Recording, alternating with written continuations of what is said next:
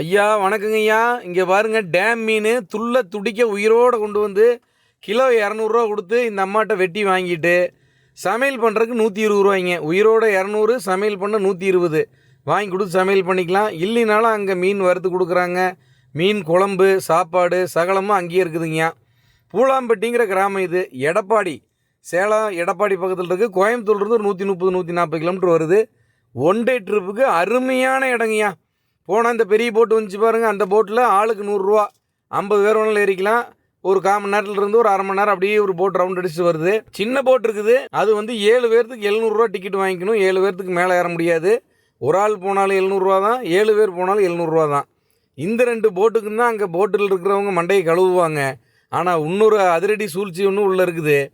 இக்கரையிலிருந்து அக்கறை போகிறதுக்கு ஒரு போட்டு 5 நிமிஷத்துக்கு 10 நிமிஷத்துக்கு ஒரு ட்ரிப் போகும். இக்கரையிலிருந்து அக்கறை போகிறதுக்கு வெறும் 10 ரூபா தான். அக்கறையிலிருந்து இக்கரைக்கு வர்றதுக்கு வெறும் 20 ரூபா தான். நல்ல பட்ஜெட்டில் இருக்கிறவங்க அந்த போட்டை யூஸ் பண்ணிக்கங்க. பட்ஜெட் கம்மியாக இருக்கிறவங்க இதை யூஸ் பண்ணிக்கங்க.